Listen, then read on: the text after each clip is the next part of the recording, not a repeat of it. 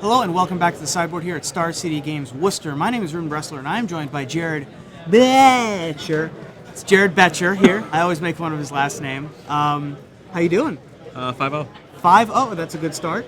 Not quite there yet, but it's a good place to be. 3 more. Yeah, exactly. And you have brought Esper Control to the table. Now, when I was looking at this format this morning, I decided that there were 3 main level 0, week 1 decks. There was mono red, green white, and Esper Control. And there's been way more Esper Control than I thought there would be here. Your deck is a little bit different than the traditional version trying to run Etherling. You actually have no creatures in the main deck. So tell me a little bit about your build of Esper.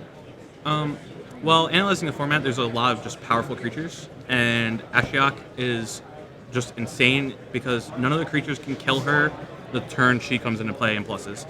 So after that, she can just put any creature you want into play or just mill out your opponent. It's like a drown yard without having to commit mana. Right. Ashiok Nightmare Weaver was a card that a lot of people looked at originally and were like, that doesn't protect itself. I don't think I like it very much. But I remember the days of Jace Beleren, where that would immediately go up to 5 as a 3-mana Planeswalker, and that's often good enough to protect itself, especially when you play things like Thoughtseize or Doomblade or other 1 and 2 mana spells to protect, not to mention Wrath of God following up. So Ashiok definitely a lot stronger than I think a lot of people reckoned early in the format. The other Planeswalker that you have from the new set is Elspeth, Champion of the Sun. Tell me about how Elspeth's been today. I think she's probably just better than all the other creatures because she just comes in, puts 3 guys into play, or she can come in and act as like a pseudo Wrath effect for any of the creatures that got through before. She just does it all also. And then when she ultimates, it's just game over. Sure, being able to take care of any number of the problem creatures from Gorkland Rampagers that are in play to even Stormbreath Dragons that are in play, which are oftentimes trouble for this deck. So the main reason why people are playing Esper Control is, well, one of the reasons is because true control hasn't been a viable archetype for the last year and a half, 2 years.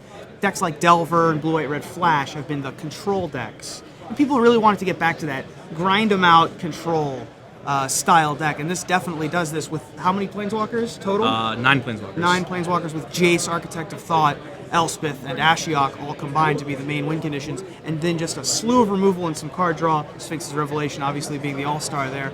Another thing that's sort of under the radar about this deck that I think a lot of people might have missed is that you get 2 Scrylands from the most recent set, Theros. Scrylands really helping this deck out, right? Yeah, sometimes they're weird turn 1 because if you're on the play, you're just in the dark and don't know whether you want to push a Syncopate or if you want to keep a Doomblade. You just don't know what you need. But late game, when you're pushing that land that you don't need anymore, they're just insane. Yeah, absolutely. Being able to scry extra lands to the bottom or extra, if you need more lands, extra spells to the bottom, definitely very important. And you have a lot of counter magic in the main deck as well. Early in a format, counter magic being very important. You have Syncopate and Dissolve. Yep. So Scry is really helping you out. How many lands are you running? 26. 26, which is still pretty high, but not nearly as high as you used to have to run because you just had to fight through mana pockets. But now with so much Scry in the deck, you're able to fight through those.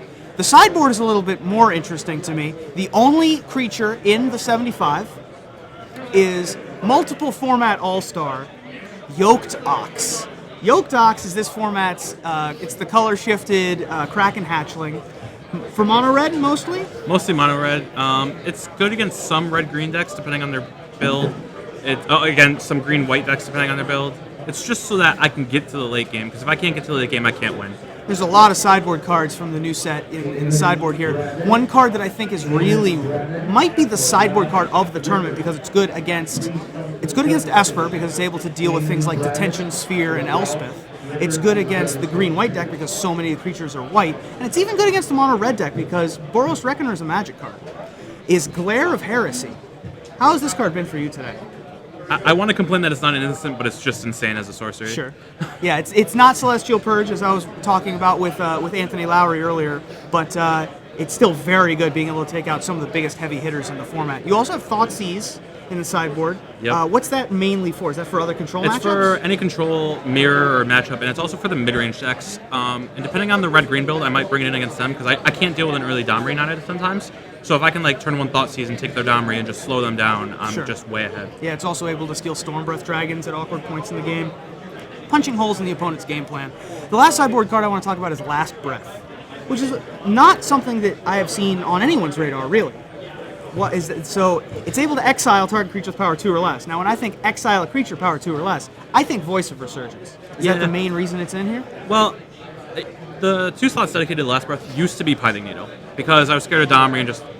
But every time I wanted Pithing Needle, I didn't feel like any card I could board out was actually worth a Pithing Needle.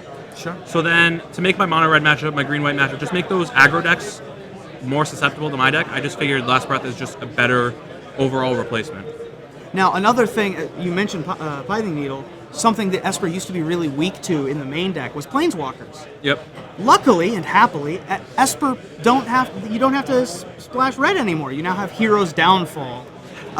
So this is one of the most hyped cards of the set, and I wanted to save it for last just so that we can talk about it for a second because you're running so many Planeswalkers. The mono red deck is running Chandras, the green red deck is running Elspeth or Xenagos. All of the decks are running a lot of Planeswalkers. Hero's Downfall really being a key card to be able to run this deck. Yeah, it fits really well in Esper because it's like a Doomblade or a Detention Sphere at instant speed that just gets rid of it, so you don't even have to worry about it maybe coming back. Yeah. It lets me play at a Drago pace. It just lets me do everything. I'm really happy about this card. Yeah, Hero's Downfall definitely one of the most important things that brings everything together for the Esper control deck because you have Supreme Verdict, you have lots of ways to answer creature permanents, but not so much Planeswalkers. Right. And now you actually have a monocolored instant speed way to deal with problem permanents like Planeswalker. Well, Jared, thank you so much for joining me. I mentioned one more thing. Oh, yeah, absolutely. I haven't done it yet in this tournament, but in testing, I've had Ashioks, I've plussed and hit Burning Tree Emissaries, and then I've played turn 4 Elspeths. Okay. So that defends Ashiok and Elspeth just even more. Fair it's enough. Just So not you can, a fair so you can Ashiok duo. plus and see a Burning Tree Emissary. Yep. Then the next turn, play your 4th land. Yep, -2. -2, get play the Elspeth. Burning Tree Emissary, play Elspeth on turn 4. Mana acceleration in the Esper deck. Well, Jared Boettcher, thank you so much for joining me. Jared Boettcher, I'm Ruben Bresler here at Star City Games Worcester.